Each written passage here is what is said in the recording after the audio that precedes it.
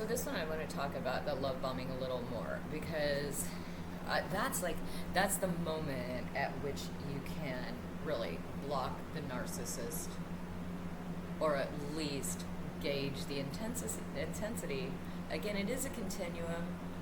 I'm not sure at which point it's manageable, and that's why I've really learned to set hard boundaries and make people respect them regardless. You really have to get into a center of strength where you're just like, you're not going to shake me from this. Boundaries are good.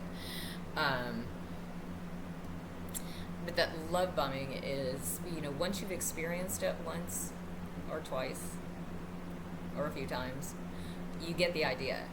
And you can see it coming.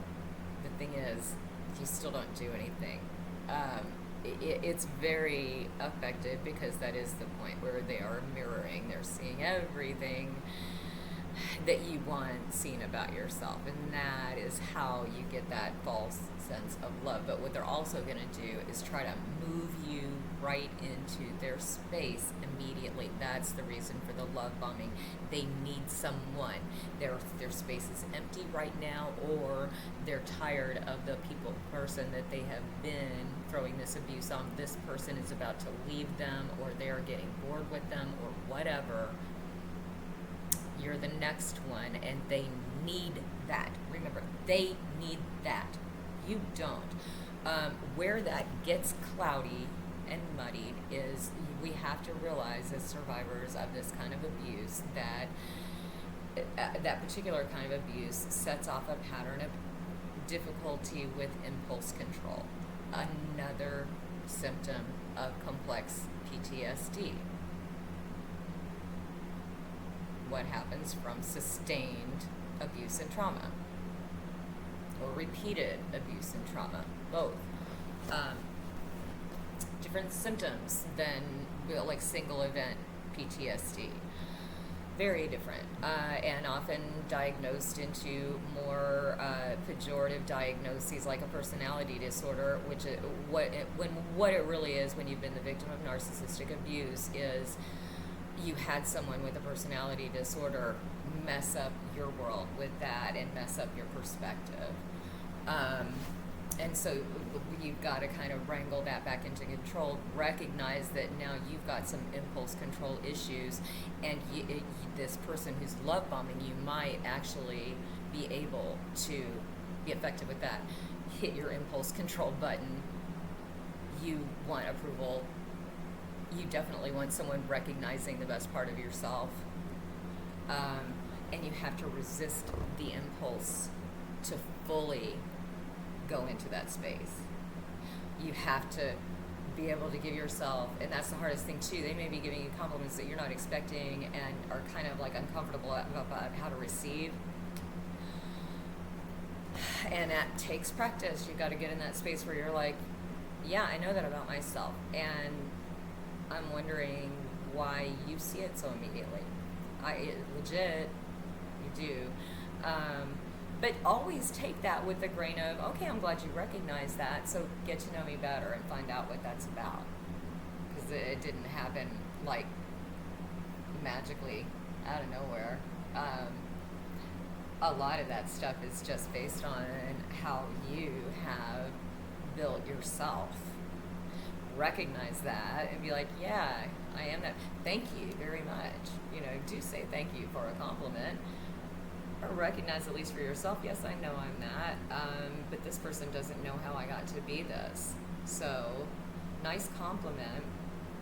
If they want to hang in and get to know me and why I'm this way, great, that's legit.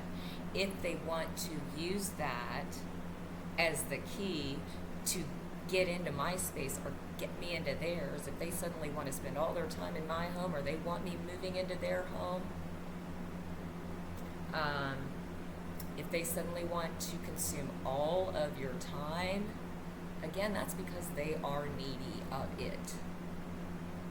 You're really, if you are, examine why you are, because sometimes we are needy of it, but all we need to do is recognize why. Why? Because someone did this to us, and what we're really needy of is making ourselves whole. that person is not going to make you whole. They are in the business of just breaking you further down. But again, that's the easiest place to do it, is in that any phase of that love bombing, especially the initial one. But every time they come back and try to do it again, a little piece of you is going to fall for it if you already have. So in those first encounters, make yourself stick to, if you have to, the most draconian of dating laws. Really, 10 dates before we get it. I mean, really, if somebody's love bombing you that hard, if they mean it, if they're sincere about how much they appreciate you, then they will also appreciate your boundaries. They will appreciate your self-value and self-respect. To be able to, don't devalue yourself to give yourself over to someone just because they gave you a compliment. They know you're doing that. And so if they're the real deal, they'll very much appreciate that you're like, thank you very much, but, get to know why I'm like that. You can't, I don't know, I'm okay sometimes with saying it in those words. That's not always that easy, but, really do some version, at least for yourself, that's great, thanks, I'm glad you recognize that, and now take some time to get to know it. I'm not just going to jump into bed or jump into a relationship or jump into anything with you. I still have my boundaries. I still have myself. Glad you recognize it. There's more.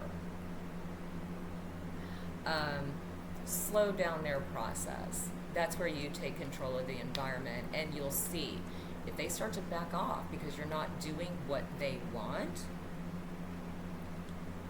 then you may be back in a high school relationship. Think of it that way. If they're starting to back up because they're not getting what they want, you're not moving the way they want you to, right off the bat, big red flag. Anyone who is an adult, mature adult, okay with themselves, not needy of anything from you, but just appreciating you, is okay to give you whatever space you need. And right now, if you've been in narcissistic abuse, you need that space for yourself. Don't go to the place where you convince yourself that you don't this time, that this time is different or anything like that. You can still give yourself the space, and if it's different, it'll still be there. Don't do everything you can to resist the love bombing. Take it for what it is, appreciate it. Glad you see that in me, thank you, that's great. There's a way I got like this. I had a whole life. Get to know the rest of it. Don't just pick out the shiny things, because that's what they're doing. They're picking out the shiny things, and they don't know all the work you did, all the internal work you did, all the strength you've had to get those shiny things. So keep them for yourself, appreciate that someone else is appreciating them, and give them plenty of time to get to know you before you give them that much of yourself. So that's how you resist the love bombing. See if they're for real or not. Peace, loves.